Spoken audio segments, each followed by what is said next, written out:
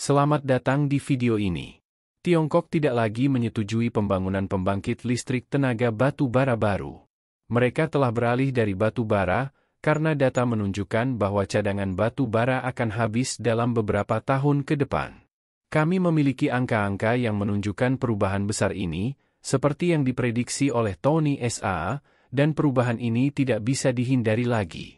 Kini, Tiongkok akan membangun pembangkit listrik tenaga surya terbesar di dunia yang mampu memberikan daya untuk lebih dari 2 juta rumah. Bahkan, pembangkit listrik tenaga surya ini akan lebih besar dari proyek serupa yang direncanakan di Australia dalam 5 tahun ke depan. Perusahaan-perusahaan sedang mendukung proyek ini dengan baterai berkapasitas besar, mencatat laju pengembangan tercepat dalam sejarah umat manusia. Namun, banyak orang masih percaya bahwa Tiongkok akan terus membeli batu bara dari negara barat, termasuk Australia. Faktanya, di pelabuhan batu bara terbesar Australia, banyak orang menggantungkan hidup mereka pada industri ini. Mereka percaya bahwa Tiongkok akan terus membangun pembangkit listrik tenaga batu bara dan membeli lebih banyak batu bara. Namun, kenyataannya berbeda.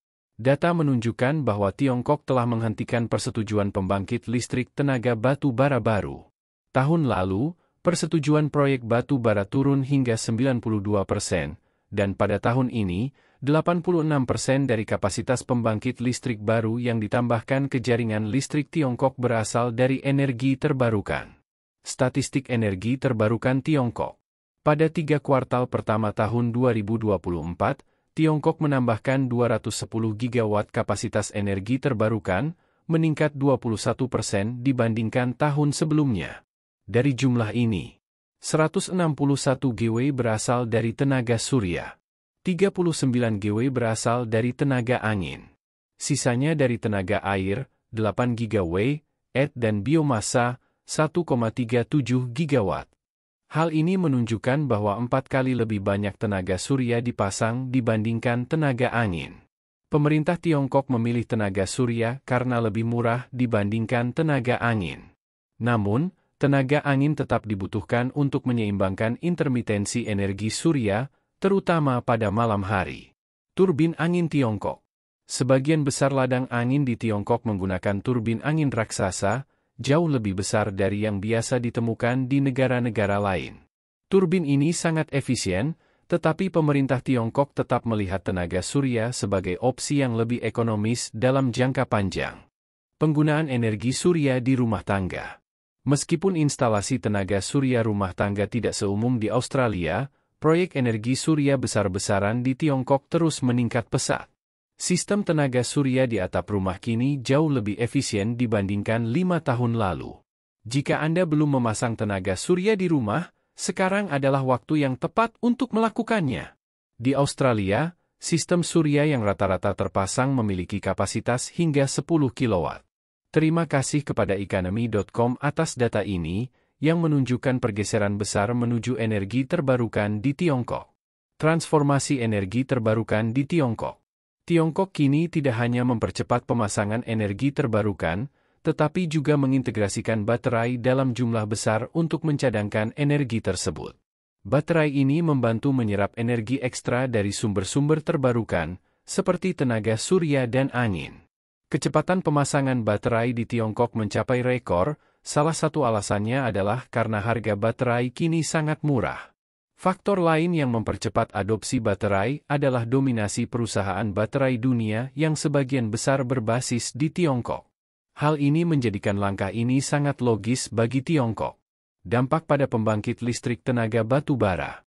Penambahan energi terbarukan dalam jaringan listrik menyebabkan mayoritas pembangkit listrik tenaga batu bara di Tiongkok mengalami kerugian. Data menunjukkan bahwa sekitar 70% pembangkit listrik tenaga batu bara di Tiongkok saat ini merugi. Alasannya adalah karena pembangkit listrik batu bara harus beroperasi minimal pada 70% kapasitasnya agar tetap menguntungkan. Namun, mencapai kapasitas 70% semakin sulit, terutama karena tenaga surya mendominasi pada siang hari. Dari pagi hingga sore, pembangkit listrik tenaga surya menghasilkan daya maksimal, membuat pembangkit batu bara terpaksa dimatikan. Pemerintah Tiongkok bahkan tidak mendorong pembangkit listrik tenaga batu bara untuk tetap beroperasi jika tidak diperlukan, sebagai bagian dari upaya untuk mengurangi emisi dan meningkatkan kualitas udara. Dampak kesehatan dan lingkungan. Pemerintah Tiongkok menyadari bahwa pembangkit listrik tenaga batu bara berkontribusi signifikan terhadap polusi udara yang membahayakan kesehatan masyarakat. Penelitian di Amerika Serikat menunjukkan bahwa debu dari pembangkit listrik tenaga batu bara menyebabkan 22 juta kematian prematur dalam 20 tahun terakhir, terutama bagi mereka yang tinggal dalam radius 100 mil dari pembangkit tersebut. Data ini memperkuat upaya Tiongkok untuk mengurangi ketergantungan pada batu bara. Sebelum melanjutkan lebih jauh, beritahu kami apakah Anda menyukai videonya. Jika ya, silakan klik suka dan bagikan, dan mari kita lanjutkan. Kemajuan energi terbarukan. Pada akhir 3 kuartal pertama 2024, kapasitas pembangkit energi terbarukan Tiongkok mencapai 1,73 terawatt, meningkat 25% dibandingkan tahun sebelumnya.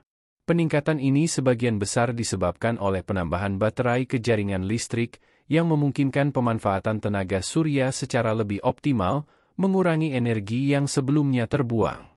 Sebagai hasilnya, Tiongkok kini telah memasang lebih banyak tenaga surya dibandingkan gabungan seluruh negara di dunia pada tahun yang sama.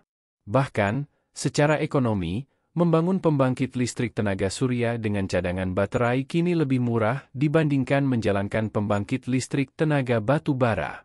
Mengurangi ketergantungan pada impor batu bara. Tiongkok telah mengurangi pembelian batu bara dari luar negeri, termasuk dari Australia. Sebagian besar batu bara yang digunakan kini berasal dari dalam negeri. Pemerintah Tiongkok ingin menyingkirkan pembangkit listrik tenaga batu bara secepat mungkin untuk mendukung penggunaan energi yang mereka hasilkan sendiri, sekaligus mengurangi ketergantungan pada impor. Pesan bagi pekerja di industri batu bara. Jika Anda bekerja di industri batu bara, sekarang adalah waktu yang tepat untuk mempertimbangkan karir baru. Masa depan pembangkit listrik tenaga batu bara semakin suram, dengan banyak pembangkit yang sudah ditutup atau dalam proses penutupan. Tiongkok sedang berada di garis depan transformasi energi global, menciptakan perubahan besar yang tidak hanya berpengaruh di dalam negeri, tetapi juga di seluruh dunia. Dengan memprioritaskan energi terbarukan, Tiongkok menunjukkan bagaimana transisi energi dapat dilakukan dengan skala besar dan kecepatan tinggi. Masa depan industri batu bara sudah hampir berakhir. Saat ini, di Tiongkok, persetujuan untuk pembangkit listrik tenaga batu bara baru sudah hampir tidak ada. Banyak artikel dan data menunjukkan bahwa ini benar-benar terjadi. Batu bara sudah mendekati akhir masa kejayaannya.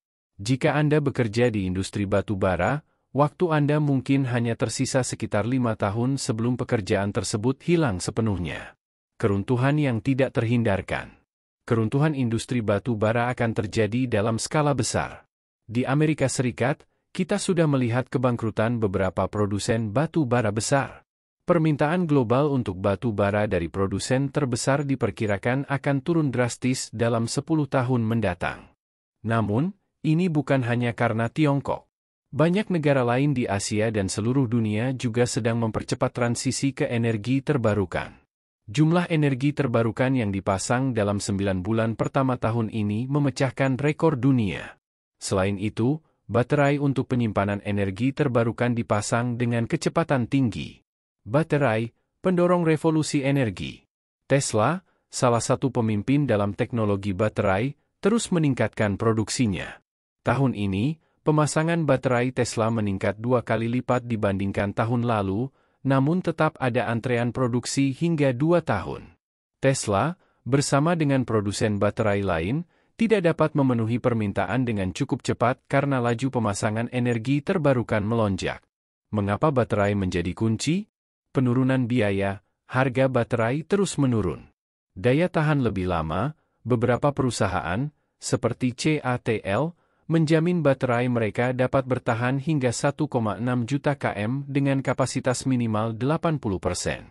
Untuk penyimpanan energi, masa garansi baterai kini mencapai 25 tahun, jauh lebih baik dibandingkan 10 tahun sebelumnya. Efisiensi yang tinggi, Baterai memungkinkan pemanfaatan energi surya dan angin secara lebih maksimal, bahkan pada saat energi ini tidak sedang diproduksi. Akhir batu bara. Industri batu bara sedang dalam napas terakhirnya. Namun, banyak orang masih belum menyadari hal ini. Mereka tidak melihat data terbaru atau memahami perubahan yang akan datang. Ketika perubahan besar ini terjadi, laju transisinya akan sangat cepat. Perusahaan-perusahaan yang tidak siap menghadapi perubahan ini akan menghadapi kebangkrutan di mana-mana. Kita sudah melihat tanda-tanda ini di beberapa negara maju dan berkembang. Apa selanjutnya? Jika Anda bekerja di industri batu bara, sekarang adalah waktu yang tepat untuk mulai memikirkan alternatif karir. Sektor energi terbarukan dan teknologi baterai menawarkan peluang besar untuk masa depan. Energi terbarukan tidak lagi menjadi masa depan, itu adalah realitas hari ini. Dengan penurunan biaya dan peningkatan efisiensi, industri ini semakin mendominasi. Batu bara, di sisi lain, sedang berada di ambang kehancuran. Bagaimana pendapat Anda mengenai video ini? Jika Anda punya pendapat, silahkan tuliskan pendapat Anda pada bagian komentarnya. Dan jika Anda suka dengan video ini, silahkan klik like dan subscribe. Dengan begitu kami akan membuat video lainnya untuk Anda semua. Terima kasih dan sekian dulu, dan sampai jumpa di video berikutnya.